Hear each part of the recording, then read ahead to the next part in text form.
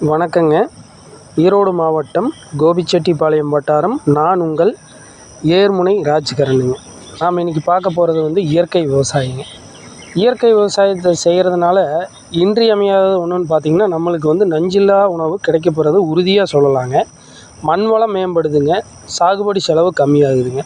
நம்ம பார்த்திங்கன்னா, இப்போ நம்மளோட சொந்த வயலில் 16 விதமான பாரம்பரிய நெல்லை வந்து நடவு செஞ்சுருக்குறேங்க. இப்போ நான் உங்களுக்கு காமிக்கிற நெல் பார்த்திங்கன்னா சிவன் சம்பா அப்படிங்கிற ஒரு நெல்லுங்க. இது ஒரு பாரம்பரிய ரகத்தை சேர்ந்த நெல்லுங்க.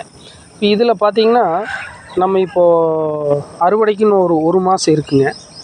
இந்த நெல்மணிகளை வந்து அந்த பூ பூக்கும் தருணத்தில் வந்து பார்த்திங்கன்னா இந்த மாதிரி தொந்தரவுகள் ஜாஸ்தியாக இருக்குங்க. ஒன்று வந்து கதிர்நாவால் பூச்சி, இன்னொன்று வந்து பார்த்திங்கன்னா இந்த மாதிரி வெள்ளைப்பூட்டை.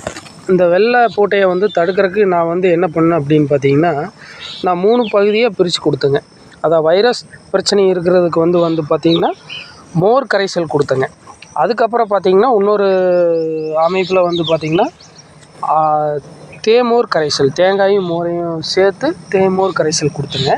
இந்த தேமோர் கரைசல் கொடுத்ததுனால என்ன பலன் அப்படின்னு பார்த்திங்கன்னா, அந்த பூ பூக்கிற டைமில் கொடுத்தோம்னா இந்த பதிரா வர்றது கண்ட்ரோல் ஆகுதுங்க. அதுக்கப்புறம் இந்த நெல்மணிகள்லாம் சீராக மணிகளெல்லாம் ஒரே மாதிரி மினுங்கிறதுக்காக அரப்புமோர் கரைசல் கொடுத்துருக்குதுங்க. அரப்புமோர் கரைசல் கொடுத்து ஒரு நாள் ஆச்சுங்க.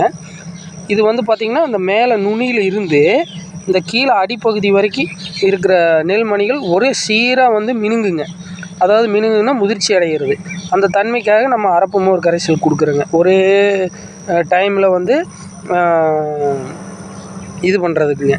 இன்னொன்று பார்த்திங்கன்னா, இது கொடுத்தனால என்னோடய இயற்கை விவசாயம் செய்கிற என்னோடய ஃபீல்டில் பார்த்திங்கன்னா அதிகமாக இருக்கிறது இவங்க தானுங்க.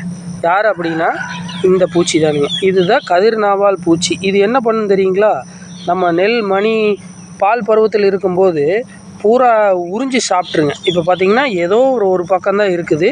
இதுவுமே எனக்கு கண்ட்ரோல் ஆகிருச்சு. அதனால் இயற்கை விவசாயம் செஞ்சு அதிக பயன்பெறுமாறு விவசாய பெருமக்களை கேட்டுக்கொள்கின்றேன். நன்றி, வணக்கம்.